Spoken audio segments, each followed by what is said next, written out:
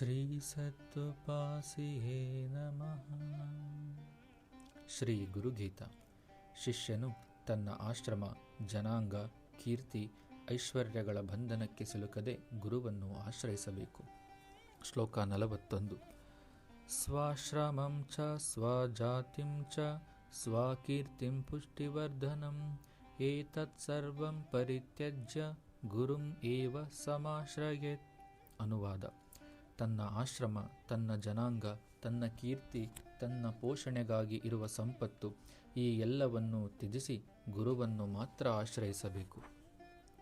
ಭಾವಾರ್ಥ: ಭಕ್ತನು ಬ್ರಹ್ಮಚರ್ಯ, ಗೃಹಸ್ಥ, ವಾನಪ್ರಸ್ಥ ಅಥವಾ ಸನ್ಯಾಸ ಹೀಗೆ ಯಾವ ಆಶ್ರಮದವನಾದರೂ ಆ ಆಶ್ರಮದ ಅಭಿಮಾನವನ್ನು ಬಿಟ್ಟು ಗುರು ಸೇವೆ ಮಾಡಬೇಕು. ತಾನು ಬ್ರಾಹ್ಮಣಾದಿ ಜಾತಿಗೆ ಸೇರಿದವನೆಂದು ಜಾತಿ ಅಭಿಮಾನವನ್ನು ದೂರೀಕರಿಸಿ ಜಾತಿ ಭೇದಗಳಿಲ್ಲದ ಬ್ರಹ್ಮನಿಷ್ಠ ಗುರುವನ್ನು ಬ್ರಾಹ್ಮಣ, ಕ್ಷತ್ರಿಯ, ವೈಶ್ಯ, ಶೂದ್ರರೆಲ್ಲರೂ ಶರಣಾಗಿ ಸೇವೆಗೈಯಬೇಕು.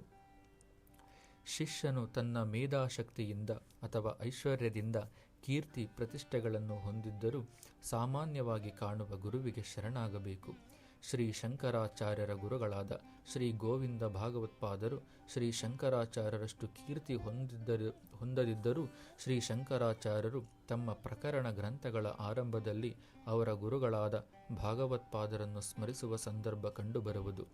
ಶ್ರೀ ಸತ್ತುಪಾಸಿಯವರ ಗುರುಗಳಾದ ಶ್ರೀ ಹನುಮಂತಾರ್ಯರು ಸರ್ವಸಾಮಾನ್ಯ ರೈತರಂತೆ ಜೀವನ ಕಳೆದವರಾದರೂ ಅವರ ಅಂತರಂಗವನ್ನು ಬ್ರಹ್ಮಾನುಭೂತಿಯಲ್ಲಿರುವ ಶ್ರೀ ಸತ್ತುಪಾಸಿಯವರು ಮಾತ್ರ ಅರಿತುಕೊಳ್ಳಲು ಶಕ್ಯರಾದರು.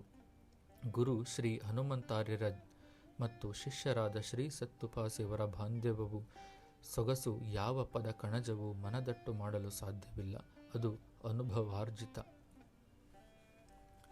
ಯಾರು ನಿಂದಿಸಿದರೇನು ಮನವು ತಾನಲ್ಲದ ಮೇಲೆ, ಯಾರು ದಂಡಿಸಿದರೇನು ತನುವು ತಾನಲ್ಲದ ಮೇಲೆ, ಯಾರು ಕುರೂಪಿ ಎಂದರೇನು ರೂಪಿಲ್ಲದ ಮೇಲೆ, ವಿಷವ ಕುಡಿಸಿದರೇನು ಒಡಲೆ ಇಲ್ಲದ ಮೇಲೆ, ಕುಲಹೀನ ಎಂದರೇನು ಜ್ಞಾನಿಗೆ ಕುಲವೇ ಇಲ್ಲದ ಮೇಲೆ, ಕುಲ ನೆಲ ಜಾತಿ ಭೇದಗಳೆಣಿಸಿ ಶ್ರೇಷ್ಠನೆಂದು ಎನ್ನುವ, ಹಣವೆಂಬ ಮುಸುರೆ ಬಾನೆಯ ಗೂರುವ ಹಂದಿಯಂತಿರುವ ಅಗ್ನರನ್ನು ಮನ್ನಿಸಿ ನೋಡ ಶಿವಗುರು ಕನ್ನೇಶ್ವರ.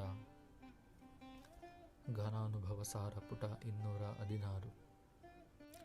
ಭಾರತೀಯ ಆಧ್ಯಾತ್ಮಿಕ ಸಂಪ್ರದಾಯದ ರಾಜ ಜನಕ ಮತ್ತು ಋಷಿ ಅಷ್ಟಾವಕ್ರರ ಆಳವಾದ ಕತೆ. ಅಷ್ಟಾವಕ್ರ ಗೀತೆ ಒಬ್ಬ ಶಿಷ್ಯನು ತನ್ನ ಜಾತಿ, ಸ್ಥಾನಮಾನ ಮತ್ತು ಸಂಪತ್ತಿನ ಅಹಂಕಾರವನ್ನು ತ್ಯಜಿಸಿ ಗುರುವಿಗೆ ಸಂಪೂರ್ಣವಾಗಿ ಶರಣಾಗಬೇಕು ಎಂಬುದನ್ನು ಸುಂದರವಾಗಿ ಕಲಿಸುತ್ತದೆ. ಪೂರ್ವದಲ್ಲಿ ಪ್ರಬಲ ಆಡಳಿತಗಾರ, ವಿದ್ವಾಂಸ ಮತ್ತು ಉದಾತ್ತ ಆತ್ಮನಾಗಿದ್ದ ರಾಜ ಜನಕನ ಭವ್ಯ ಆಸ್ಥಾನದಲ್ಲಿ ಆತ್ಮಜ್ಞಾನದ ಸ್ವರೂಪದ ಬಗ್ಗೆ ಚರ್ಚೆ ನಡೆಯುತ್ತಿತ್ತು. ಅನೇಕ ವಿದ್ವಾಂಸರು ಬಂದರು, ಆದರೆ ಯಾರೂ ರಾಜನ ಪರಮ ಸತ್ಯದ ಅತ್ಯಾತುರತೆಯನ್ನು ಪೂರೈಸಲು ಸಾಧ್ಯವಾಗಲಿಲ್ಲ. ಅಷ್ಟಾವಕ್ರ ಎಂಬ 8 ಕಡೆಯಲ್ಲಿ ತಿರುಚಿದ ದೇಹವುಳ್ಳ ಋಷಿ ಸಭೆಯನ್ನು ಪ್ರವೇಶಿಸಿದರು. ಆಸ್ಥಾನವೆಲ್ಲವೂ ಅವರ ರೂಪವನ್ನು ನೋಡಿ ನಕ್ಕರು. ಆದರೆ ರಾಜನು ತಕ್ಷಣ ಎದ್ದು ನಿಂತು ಅವರನ್ನು ಕೈಜೋಡಿಸಿ ಸ್ವಾಗತಿಸಿದನು. ರಾಜ ಜನಕನು ಅವರನ್ನು ಆತ್ಮಜ್ಞಾನವನ್ನು ಹೇಗೆ ಸಂಪಾದಿಸಬೇಕು, ಮುಕ್ತಿ ಹೇಗೆ ಪಡೆಯಬಹುದು, ವೈರಾಗ್ಯವನ್ನು ಹೇಗೆ ಸಾಧಿಸಬೇಕು, ದಯವಿಟ್ಟು ಇದನ್ನು ನನಗೆ ತಿಳಿಸಿರಿ ಎಂದು ಕೇಳಿದನು.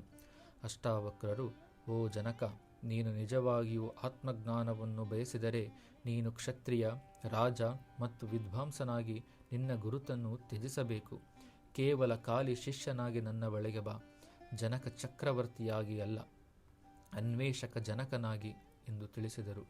ರಾಜ ಜನಕನು ತಕ್ಷಣ ತನ್ನ ಸಿಂಹಾಸನದಿಂದ ಕೆಳಗಿಳಿದು ತನ್ನ ರಾಜಾಭರಣಗಳನ್ನು ತೆಗೆದು ವಿನಮ್ರತೆಯಿಂದ ಋಷಿಯ ಪಾದಗಳ ಬಳಿ ಕುಳಿತು, ಓ ಗುರುದೇವ, ನಾನು ಕ್ಷತ್ರಿಯನೂ ಅಲ್ಲ, ರಾಜನೂ ಅಲ್ಲ, ವಿದ್ವಾಂಸನೂ ಅಲ್ಲ, ನಾನು ಸತ್ಯವನ್ನು ಹುಡುಕುವ ಜ್ಞಾನ ಜ್ವಾಲೆಯ ಹೃದಯ ಮಾತ್ರ. ಈ ಸಂಪೂರ್ಣ ಶರಣಾಗತಿಯಿಂದ ಸಂತಸಗೊಂಡ ಋಷಿ ಅಷ್ಟಾವಕ್ರರು ತಮ್ಮ ಬೋಧನೆಗಳಿಂದ ಜನಕನಿಗೆ ಆತ್ಮ ಸಾಕ್ಷಾತ್ಕಾರವನ್ನು ಪಡೆಯುವಂತೆ ಮಾಡಿದವರು. ಜೀವನ್ಮುಕ್ತರಾದ ಜನಕ ಚಕ್ರವರ್ತಿ ರಾಜ ಋಷಿಯಾಗಿ ಪ್ರಸಿದ್ಧರಾದರು. ಯಾವುದೇ ಕುಲ, ಜಾತಿ, ವರ್ಣ, ಸಂಪತ್ತು, ಜನ್ಮ, ಶಿಕ್ಷಣವು ಶಿಷ್ಯನಾಗಲು ಅರ್ಹತೆ ಕೊಡುವುದಿಲ್ಲ. ವಿನಯ, ತ್ಯಾಗ ಮತ್ತು ಶರಣಾಗತಿ ಮಾತ್ರ ಗುರುವಿನ ಕೃಪೆಗೆ ದ್ವಾರಗಳನ್ನು ತೆರೆಯುತ್ತವೆ. ಐಶ್ವರ್ಯದಿಂದ ಭಕ್ತನು ಬಲಾತಿಶಯನಾಗಿದ್ದರೂ ಗುರುವಿನ ಮುಂದೆ ವಿನಯ ವಿಧೇಯತೆರಾಗಿ ಪ್ರವರ್ತಿಸುವವರು ಗುರುವಿಗೆ ಅಚ್ಚುಮೆಚ್ಚಿನವರಾಗುವರು. ಕುಲ, ಮತ, ಜಾತಿ, ವರ್ಣ, ವರ್ಗ, ಲಿಂಗ ಭೇದವೆನ್ನುವ ಸಮಸ್ತವನ್ನು ತ್ಯಜಿಸಿ ಗುರುವನ್ನು ಮಾತ್ರ ಆಶ್ರಯಿಸಬೇಕು. ಪರಮಹಂಸ ಸದ್ಗುರು ಶ್ರೀ ಸತ್ತುಪಾಸಿ ಉವಾಚ. ಶರೀರ ಕಳಚಿದ ಮರುಕ್ಷಣದಿಂದ ಯಾರಿಗೆ ಯಾರೂ ಇಲ್ಲ. ಆವಾಗ ದೇಹ ಇರುವುದು ಅಷ್ಟೇ.